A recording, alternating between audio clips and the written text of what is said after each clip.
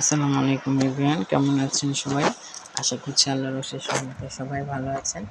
আলহামদুলিল্লাহ আমিও ভালো আছি। আজকে একটি রমজান মাস প্রায় শেষের দিকে, তো আমি আজকে ছোলা রান্না করেছি। ছোলা রেসিপিটা আপনাদের সাথে শেয়ার করবো। তো ছোলাটা আমি বেশ কিছুই রান্না করেছি, অল্প পরিমাণ না, অনেক পরিমাণ রান্না করেছি। ভাবলাম আপনাদের সাথে একটু শেয়ার করিয়ে কীভাবে আমি ছোলা রান্না করি। তো কড়াইতে আমি তেল দিয়েছি, তার মধ্যে পেঁয়াজ ভেজি অনেক এখানে দিয়েছি তেজপাতা, এলাচ, দারচিনি, লবঙ্গ দিয়ে আমি তেলে কিছুক্ষণ পেঁয়াজটা ভেজে নিলাম। এরপর দিয়ে দেবো কাঁচামরিচ কুচি আর টমেটো কুচি। টমেটো ছোটো ছোটো করে কেটে নিয়েছি যাতে টমেটোটা গলতে সময় না লাগে। এই যেমন টমেটো ভাজা হয়ে গেছে, পেঁয়াজ ভাজা হয়ে গেছে, অনেকখানি নরম হয়ে এসেছে। এখন আমি এখানে আদা রসুন বাটা দিয়ে দিব। তো অনেকখানি আদা রসুন বাটা আমি এখানে দিয়ে দিচ্ছি, ভালো মতো নেড়ে নিচ্ছি আদা রসুন বাটাটা। এরপর দিলাম সামান্য পরিমাণ পানি। এখন দিব বাকি মশলাগুলো, এখানে আমি অ্যাড করে দিব।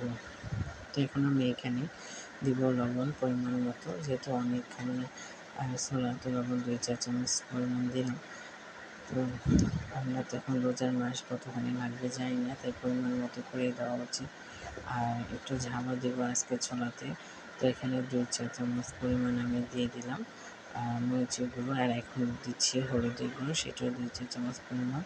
এরপর দিয়ে দেব ধনিয়ার গুঁড়ো 2-4 চামচ পরিমাণ। তারপর আমি খুব ভালো মতো নেড়ে চেড়ে মশলাটা কষিয়ে নেব এবং টমেটোটা আরেকটু গালিয়ে নেব। তো আমার সব মশলাগুলো দেওয়া শেষ। এখন আমি মশলাটাকে খুব ভালো মতো নেড়ে চেড়ে নিচ্ছি এবং মশলাগুলো ভালো মতো নেড়ে চেড়ে এবং টমেটোটা একটু গালিয়ে নিচ্ছি। মশলাটা ভালো করে কষিয়ে নিচ্ছি। মশলা যত ভালো কষানো হবে খেতে কিন্তু ততই বেশি টেস্ট হবে। তো এই যে আমার মশলাটা খুব ভালো মতো কষানো হয়ে গেছে, তেলও উঠে গেছে। এখানে এখন আমি ছোলা দিয়ে দেবো। তো আমি এখন ছোলাও দিয়ে দিয়েছি, ছোলার সাথে আলু দিয়েছি। আবার ছোলা কিছুটা ফ্রোজেন করা ছিল, সেটাও এখানে আমি অ্যাড করেছি। আর আলুগুলো আমি সিদ্ধ করে একটু কেটে নিয়েছি। তো ভালো মতো নেড়ে চেড়ে দিচ্ছি। এখন খুব ভালো মতো নেড়ে চেড়ে তারপর আমি এখানে দিয়ে দেবো পরিমাণ মতো পানি দিয়ে এটা ভালো করে নিয়ে নেব। তো আমি জানি না আপনারা আমার মতো করে কেউ করেন কিনা, তো সেটা আমি আপনাদের সাথে শেয়ার করলাম। আমার আজকের রেসিপিটা ছোলা আমি কীভাবে করে থাকি। আপনারা হয়তো বা এইভাবে অনেকেই করেন, অনেকেই করেন না। তো যারা করেন না, আমার রেসিপিটা ফলো করে দেখবেন, খেতে কিন্তু খুবই ভালো লাগবে। তো আমার ছোলাটা প্রায় হয়ে এসেছে। এখন এখানে দিয়ে দিচ্ছি গরম মশলার গুঁড়া আর দিয়ে দিলাম ধনিয়ার গুঁড়া। এখন দিয়ে দিচ্ছি ধনিয়া পাতা কুচি। তো এখন খুব ভালো মতো নেড়ে চেড়ে নেব, যেহেতু আমার ছোলাটা প্রায় হয়ে এসেছে। পানিটা অনেকখানি শুকিয়ে গেছে, আর আলুও সিদ্ধ করা, ছোলাও সিদ্ধ করা।